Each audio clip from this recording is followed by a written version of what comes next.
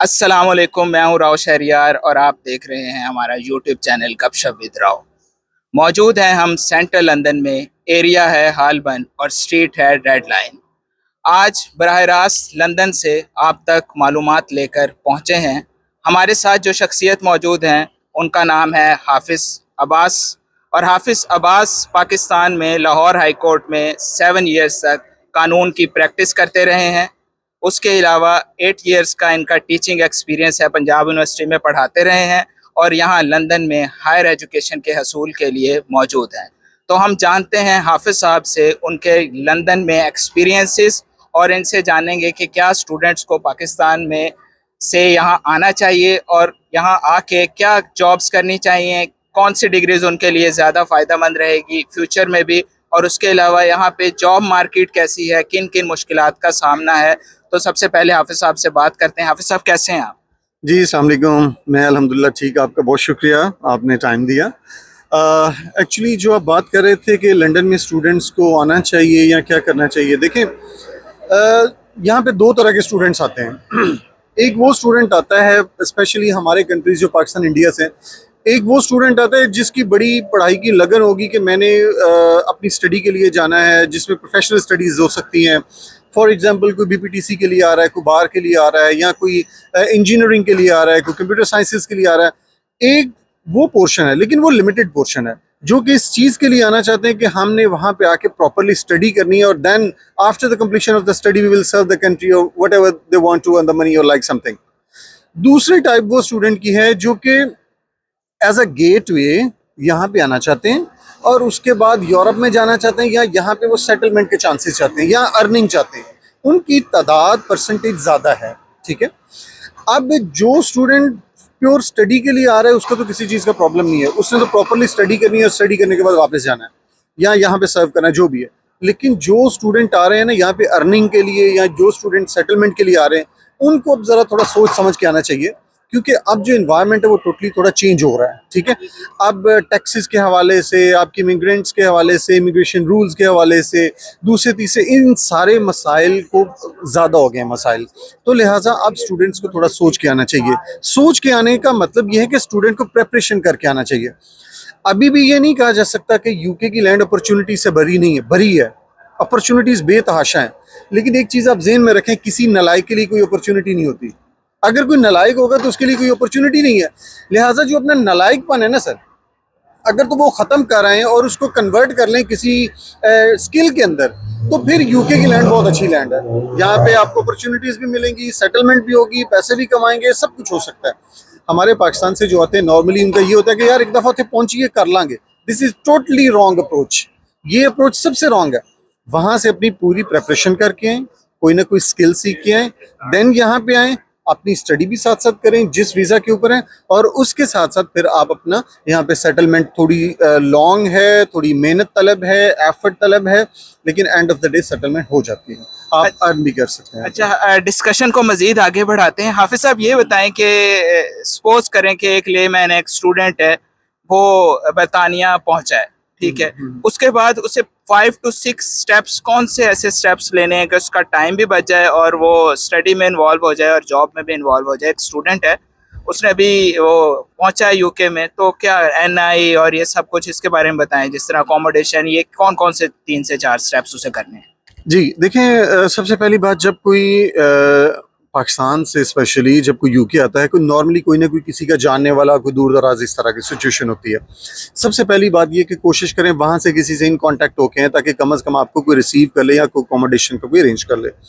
आते साथ सबसे पहले जो आप काम करें, अपना एनआई अप्लाई करें। आजकल फ़ोन पे अप्लाई होता है, साथ ही आपको एक आईडी जनरेट कर देते हैं, वो आपको मिलता है, आप कहीं भी काम करने की पोजीशन में आ सकते हैं। काम मिले ना मिले, इट्स अ डिफरेंट स्टोरी। अपना एनआई अप्लाई करें सर।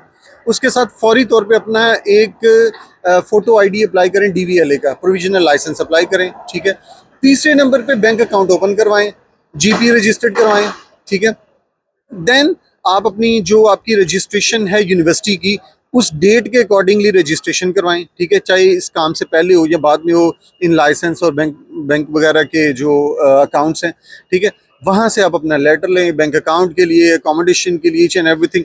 ये 5-6 ऐसे स्टेप हैं जो कि किसी भी स्टूडेंट को, जो कोई भी आएगा वो आते साथ इन 5-6 स्टेप पे अमल करेगा तो उसका टाइम जो वेस्ट होगा ना सर, वो बच जाएगा, टाइम नहीं वेस्ट होगा। अदरवाइज 2-2 माह हो जाते हैं, स्टूडेंट को ये नहीं पता होता बैंक अकाउंट कैसे ओपन कराना है या उसकी अपॉइंटमेंट कैसे लेनी है।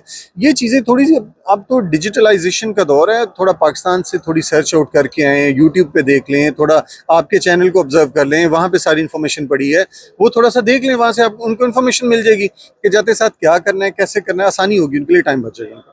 अच्छा हाफिज साहब, ये बताएं कि पाकिस्तान से जो स्टूडेंट आ रहा है, आपके ख्याल से उसको अपने साथ कितना बजट लेके आना चाहिए? किस तरह के, कितने एक्सपेंसिव, कितने पाउंड्स अपने साथ लेकर आने चाहिए? जो करंट कंडीशन चल रही हैं उस हिसाब से कितने पैसे अपने साथ लेकर आए वो? देखें, घर वालों को कम कम तंग किए बगैर जितने मैक्सिमम लेके आ सकता ले आए, क्योंकि उसकी वजह ये, पहले 2 से 3 माह तो वो अपने माइंड में सेट करके है कि उसके पास 2 से 3 माह का एक्सपेंस होना चाहिए।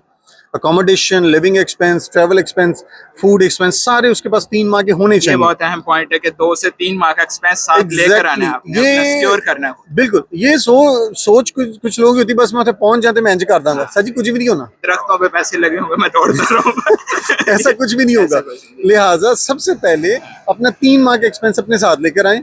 अल्लाह करे कि आपको आते साथ जॉब मिल जाए, वो सारी चीजें हैं, लेकिन आपके पास आप सिक्योर होने चाहिए। ये नहीं ना फिर आप स्ट्रेटफोर्ड रातें गुजारें या किसी स्टेशन पे रातें गुजारें। मैं आपको ये जो मालूमात हाफिज साहब आप तक पहुंचा रहे हैं, ये यकीन करें विदाउट एनी एग्जैजरेशन और बगैर किसी मुबालगा आराई से आप तक लंदन से बराह रास्त ये मालूमात पहुंचाई जा रही हैं, और इसमें किसी किस्म की कोई लगी लिपटी बात नहीं है कि आपको सुहाने ख्वाब दिखाए जाएं। जिस तरह हाफिज साहब ने कहा कि 2-3 मंथ्स का एक्सपेंस लाजमी लेके आए, और 100% ऑब्जेक्टिविटी के साथ आप तक मालूमात पहुंचाई जा रही हैं। तो हाफिज साहब एक्सपेंस लेकर आए, उसके अलावा आके यहाँ पे अकोमोडेशन का बताएं, कौन से सोर्सेज हैं जहाँ से अकोमोडेशन तलाश की जा सकती सर जी, सबसे बेस्ट सोर्स ही है फ्रेंडशिप है। आपके जानने वाले हैं, जो दोस्त हैं, वही आपको इजीली, अगर आप कहीं ना कोई आप आके आप किसी स्टेट एजेंट के पास जाएंगे और वो आपको अकोमोडेशन लेके देगा, वो आपको अकोमोडेशन ही कुछ और लेके देगा। ज़्यादा बेटर है कि आप आएँ, अपने दोस्त जाएँ, जो भी आपके हों दोस्त, उनके पास जाएँ, उनसे कहीं ना कहीं एडजस्टमेंट हो जाती है। जानने वाले जहाँ पे होते हैं वहाँ पे एडजस्टमेंट हो जाती है। लेकिन राव भाई, मैं एक चीज़ सबसे इम्पोर्टेंट जो है, बंदा यूके पहुंच गया, उसने अपना लाइसेंस सब कुछ उसने बनवा लिया, अगर उसने और जॉब भी करनी है ना सर, तो वो फिर 4-5 पाउंड की जॉब करेगा। ठीक है, 4 pound per hour, 5 pound per hour, ऐसे ही होता है। लेकिन अगर उसके पास कोई स्किल होगी ना सर, अगर उसने कोई स्किल सीखी होगी, अब ये बड़ा अजीब सा क्वेश्चन होता है, समटाइम पूछा जाता है कि कौन सी ऐसी स्किल है जो वहां से सीख के आ जाए, वहां से सीख के आ जाए और यहाँ पे आके फिर जनाब वो स्किल काम आए। सर जी, एक नहीं है, बेतहाशा स्किल है। अपने माइंड से इस चीज़ का खौफ निकालें कि यहाँ पे कोई मशीनें काम करती हैं, यहाँ पे इंसान काम करते हैं, इंसानों को हुनर आता है और वो काम करते हैं। मैं एक एग्जांपल देता हूँ। अब देखें, हमारा मेरा एक स्टूडेंट था, तो उसने यूके आना था, तो मैंने उसको कहा, वो खान था, तो उसका इंटरेस्ट था बड़ा फूड में, खाने पकाने में ना। तो मुझे कहता है, जी सर मैं जा रहा हूँ तो मैं क्या करूँगा वहाँ पे। मैंने कहा, आपको क्या आता क्या? कहता जी मुझे कुछ नहीं आता। मैंने कहा, आपकी इंटरेस्ट किस में? कहता मैं खाने पकाने में बड़ा अच्छा हूँ। मैंने उसको यासर ब्रोस भेजा, ठीक है, DHA वाले, DHA फेज 4 वाले में उसको मैंने वहाँ पे भेजा। मैंने कहा वहाँ पे जाके ना कुछ जानने वाला था, मैंने कहा वहाँ पे जाके आप ना कोई महीना एक लगा लो, अगर आपको कुकिंग के इंटरेस्ट है ना तो कुकिंग सीख लो, ठीक है, यानी कि तंदूर का सीख लो, कुछ सीख लो। उसने जनाब वो सीखा।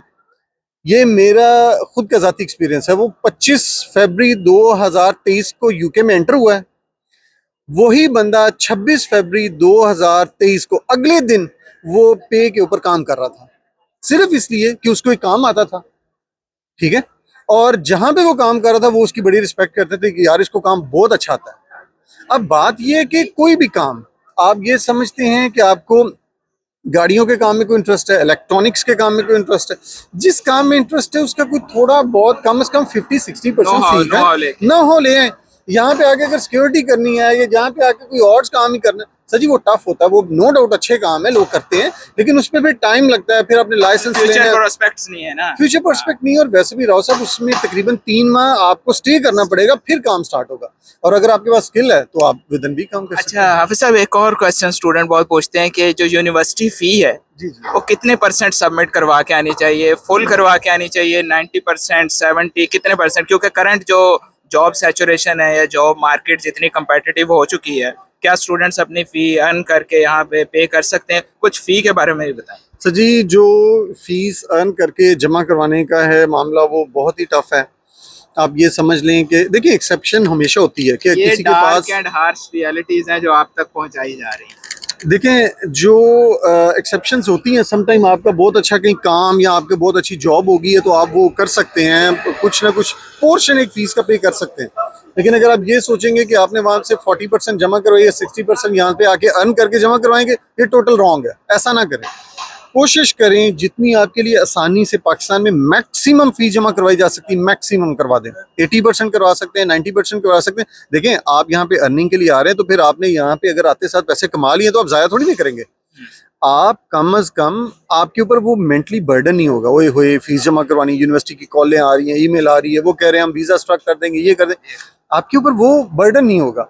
तो लिहाजा मैक्सिमम फी वहाँ से जमा करवा के आएं, इस उम्मीद के साथ कि वहाँ पे जाके अच्छा काम मिलेगा, मगर मेरे पे बोझ नहीं होगा, बर्डन नहीं होगा। तो यकीनन ये व्लॉग आपके लिए फ़ायदेमंद साबित हुआ होगा। हम मज़ीद हाफ़िज़ साहब को तंग करते रहेंगे, इनसे मज़ीद इंटरव्यूज़ करेंगे, इनसे मालूमात लेंगे, इनके तजुर्बात से फ़ायदा उठाएंगे और नए टॉपिक्स के साथ आपकी खिदमत में हाजिर होते रहेंगे। तब तक हमें दीजिए इजाज़त। अल्लाह हाफ़िज़। अल्लाह ताला आपका निगहबान हो। Thank you very much. Thank you very much.